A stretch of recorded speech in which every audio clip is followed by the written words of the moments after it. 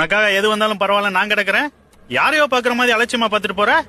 Phone of பண்ணி வச்சுட்டு வீட்டுல சொல்றவள கல்யாணம் பண்ணிட்டு போலான்னு பாக்குறியா? எனக்கு கல்யாணம் முடிவு பண்ணிட்டாங்க.